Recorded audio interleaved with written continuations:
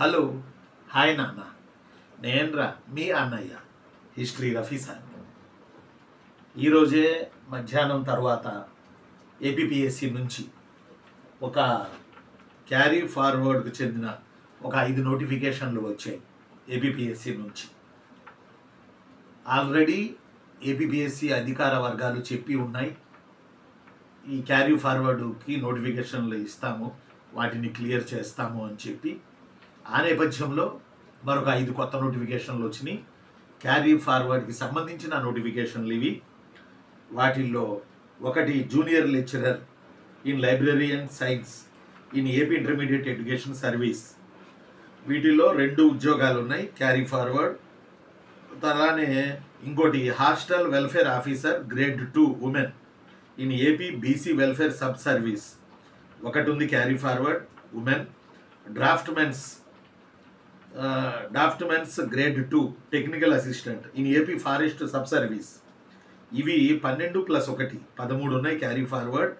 Technical assistant draftsmen grade 2 AP forest sub service. బహుశా దీనికి engineering background ఇస్తాడు అనుకుంటా. 12 13 ఉన్నాయి. అలానే assistant executive engineers civil in rural water supply and sanitation engineering services 3 ఉన్నాయి. BTech వాళ్ళు వీటికి అర్హత ఉంటారు. 3 ఉన్నాయి క్యారీ ఫార్వర్డ్. అలా horticulture officer in AP horticulture service ఇవి 2 ఉన్నాయి. మొత్తం కలిపి 21 ఉన్నాయి.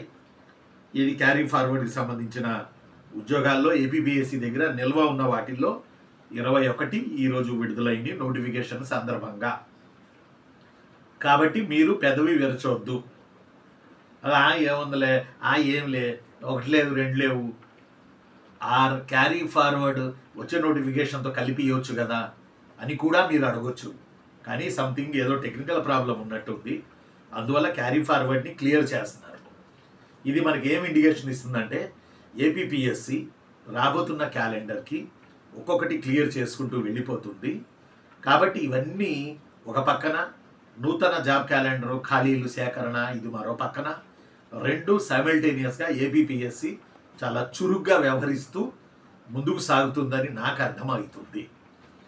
కాబట్టి ఏపీపీఎస్సిలో చలనం ఉంది, గమనశీలత ఉంది, వాడు చేయాల్సిన పనులు చేస్తూ ఉన్నారు. కాబట్టి మనం చేయాల్సింది, మనం అనుకున్న లక్ష్యాన్ని నెరవేర్చుకోవడానికి మనం చదువుకోవాలి, సబ్జెక్ట్ ప్రిపరేషన్ చేయాలి. ఆ పేపర్ ఎలా ఇచ్చినా మనం ఆన్సర్ చేసే విధంగా ఉండాలి. కాబట్టి నేనేమంటానంటే, ముందు మనం సబ్జెక్టు నేర్చుకుంటే, సబ్జెక్ట్ బాగా చదివితే, అర్థం చేసుకుంటే, కాన్సెప్ట్లు చదివితే ఏ నోటిఫికేషన్ అయినా మనం ఒక్క పోస్ట్ ఉన్నా ఢీ కొట్టుకొని మనం వెళ్ళిపోవచ్చు. చాలాసార్లు మీకు చెప్పాను, రేవతి అనే అమ్మాయి 3rd జోన్లో ఓపెన్లో ఉమ్మడి రాష్ట్రం ఉన్నప్పుడు ఒక్క ఎకనామిక్స్ పోస్ట్ ఉంది. ఆ ఒక్క ఎకనామిక్స్ పోస్ట్ ఉన్న అమ్మాయి కొట్టింది. నేను కొడతాను సార్, కష్టపడతాను సార్, నేను లెక్చరర్ అవ్వాలి సార్ అని అమ్మాయి కొట్టింది. చాలామంది నన్ను అడుగుతుంటారు, లైబ్రరీ సైన్స్లో పోస్టులు పడతలేదు సార్ అని. 1, 6, 2, 4, 5 ఏం చేస్తాం? అప్లై చేయాల్సిందే.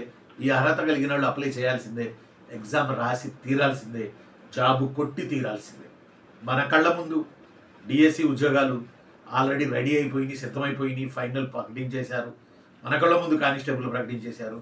మన కళ్ళ ముందు forest beat officers 2 exams assistant అవి జరిగిపోయినాయి. మనం చూస్తూ ఉంటే ఆ రైలు వెళ్ళిపోతూ ఉంటుంది. అందువల్ల నెగటివ్ అనే అప్రోచ్ని పక్కన పెట్టేసేయండి, పాజిటివ్ అప్రోచ్ని తీసుకోండి, దాన్ని ప్రిపరేషన్లో పెట్టండి. 5 కొత్త నోటిఫికేషన్లు వచ్చాయి. కొత్త ఒక పోస్టున్నా 2 పోస్టులున్నా క్యారీ ఫార్వర్డ్ పోస్టులు 5 నోటిఫికేషన్లు ఇచ్చారు ఈరోజు. మొత్తం 21 పోస్టులు. అర్హత ఉన్న వాళ్ళు ఖచ్చితంగా అప్లై చేయండి. ఖచ్చితంగా అప్లై చేయండి. ఉంటాను. నేను మీ అన్నయ్య history Rafi sir. Thank you. Like చేయండి, సబ్స్క్రైబ్ చేయండి, షేర్ చేయండి. మర్చిపోవద్దు, క్యాలెండర్ కొరకు డిఎస్సికి ప్రిపేర్ అయ్యేవాళ్ళు నెక్స్ట్ ఇయర్ కూడా డిఎస్సి ఇస్తారంటున్నారు. మరి టెట్ కూడా నవంబర్ అంటున్నారు. దానికి ప్రిపేర్ అయ్యేవాళ్ళు దానికి ప్రిపేర్ అయ్యండి. ఎస్ఐ వాటికి కానిస్టేబుల్ ప్రిపేర్ అయ్యేవాళ్ళు దానికి ప్రిపేర్ అవ్వండి. కూటమి ప్రభుత్వం ఖచ్చితంగా నోటిఫికేషన్లు ఇస్తుంది. ఈకుండా చెడుని మూట కట్టుకోదు. ఉంటాను. నేను మీ అన్న హిస్టరీ రఫీ సార్. ఎందుకంటే మళ్ళీ కూడా గవర్నమెంట్కి రావాలి అని కూటమి ప్రభుత్వం అనుకుంటుంది. కాబట్టి నోటిఫికేషన్లు వస్తాయి, క్యాలెండర్ వస్తుంది. ఉంటారు.